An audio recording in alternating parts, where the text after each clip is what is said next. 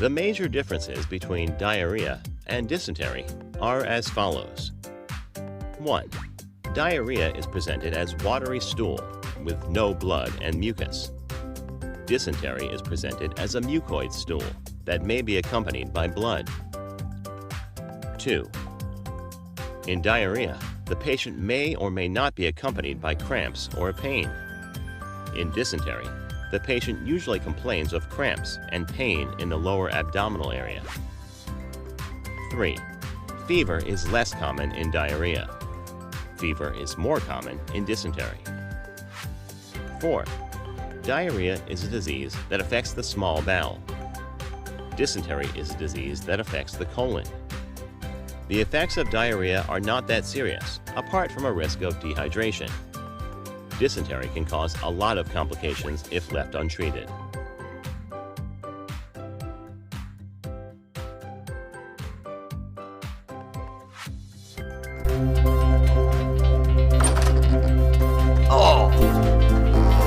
My dad was so tired. He had severe diarrhea and profuse vomiting. My mom was so worried about him, and so was I. I took my father to see a doctor. The doctor suspected that he had cholera. Profuse vomiting, watery diarrhea and sunken eyes are typical symptoms of cholera. We have seen a number of cases of cholera in this area recently.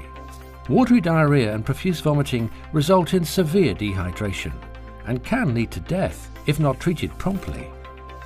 So treatment should start immediately by taking oral rehydration salts to compensate for the rapid loss of bodily fluids and minerals. If your father is severely dehydrated, he'll need to go to the hospital to be given intravenous fluids. We need to take a stool culture to see if it is cholera. There's no need to worry. Cholera can be easily treated, but only when one seeks medical care quickly, as you did. Cholera is not an airborne disease. It cannot be transmitted through coughing or sneezing.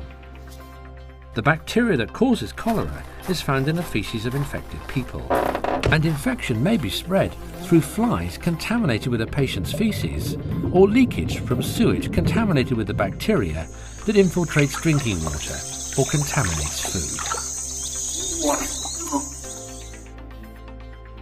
After learning about cholera and how it spreads, I decided to educate others about the disease and support them in their fight against cholera. My friends and I started a group in our neighborhood to raise awareness of the disease and the ways to prevent cholera. Each of us has started by making sure that we have clean drinking water at home. We now boil water for 2 to 3 minutes before drinking it. Or we add water purification tablets to the water. These can be picked up free of charge from all health centers. Make sure to wash your hands with soap and clean water. Wash all fruits and vegetables properly with safe, clean water before eating them, and peel them whenever possible. Serve and eat cooked food while hot, and keep food covered to protect it from flies. We made home visits to tell people how to prevent cholera through hygiene habits, such as washing hands properly, especially after changing a baby's diapers, or while nursing a patient with symptoms of cholera. Keep cooked food separate from raw food, and don't drink unpasteurized milk.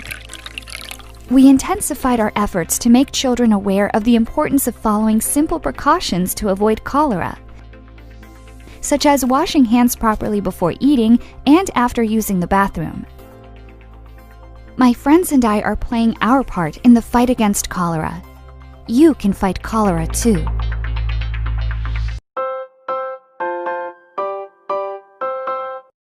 Typhoid fever is a life-threatening illness that is usually foodborne and often associated with international travel. The main symptom of this disease is a sustained high fever that can be as high as 103 to 104 degrees Fahrenheit. Other symptoms may include stomach pain, diarrhea or constipation, cough, weakness, or headache.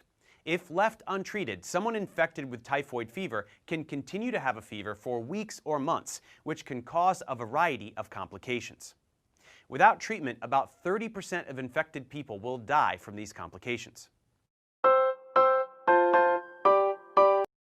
Is that a pizza bagel statue? For me? Oh, thank you. Have you ever eaten something that didn't agree with you, leaving you to spend hours vomiting with diarrhea or abdominal cramps? Well, then you might have had food poisoning, an illness caused by eating something contaminated, spoiled, or toxic. Oh, no, not your toxic, Brittany. I was referring to a different one, sorry. The CDC estimates that 48 million people get food poisoning each year, and 3,000 people die from it. There are over 250 different types of foodborne illnesses, caused by either bacteria, parasites, or viruses. Depending on which illness you have, symptoms can start appearing in just 30 minutes and up to a month later. Bacteria like Staphylococcus aureus is typically transferred to foods during preparation by either the handler or the prep surface. Since it would be killed if heated or pasteurized, it's most often found on foods that aren't cooked after handling, like deli meats, pastries, and salads. Once ingested, the bacteria spores release toxins that cause vomiting and intestinal distress. Studies have found that Staph aureus toxins can stimulate a nerve in your abdominal region that transmits a signal to the vomiting center of the brain. Yeah, that's right.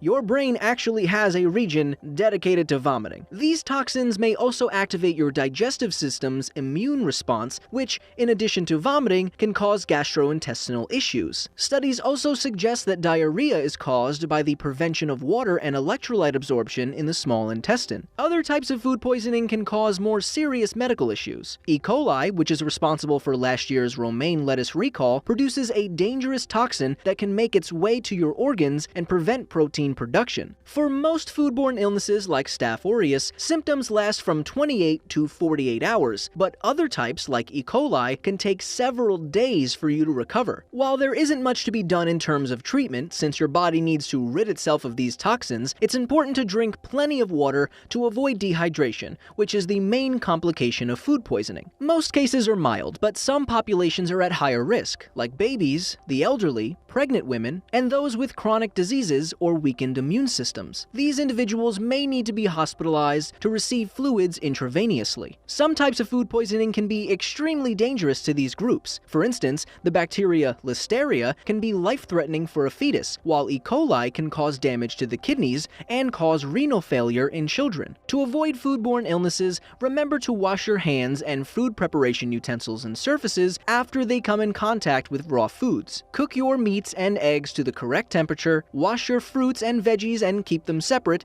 and only eat at restaurants with good health inspection scores. You know, avoid the gas station sushi. Triangle Bob, just put it down. It's not as good as you think it is. And most importantly, when in doubt, just throw it out. Trust me, it doesn't matter how good it looks, it's not worth the risk. So, have you ever gotten food poisoning before? If you're comfortable with sharing your experience, tell us in the comment section below. Curious to know if a plant can grow inside your body? Check out this video. Despite what your friends told you when you were a kid, a swallowed watermelon seed will not grow into a watermelon in your stomach. Your stomach contains enzymes and acids that would break down most seeds or plants. Hepatitis A is a liver infection that is highly contagious. It's caused by a virus that creates inflammation and impairs liver function. It can be spread many ways, including ingesting even a small amount of contaminated fecal matter, eating food handled by someone with the virus who didn't wash his or her hands, drinking contaminated water, eating raw shellfish from polluted waters, having sex with someone who has the virus. Symptoms don't appear until after you've had the virus for a few weeks and include low-grade fever, fatigue, nausea, vomiting, abdominal pain, clay-colored bowel movements, dark urine, and joint pain. Not everyone with the condition develops symptoms. There's no specific treatment, and your body will clear the infection in a few weeks. If you've been exposed to the virus, the hepatitis A vaccine may protect you from infection within 2 weeks of contact. Hand washing and avoiding infected people are key to prevention.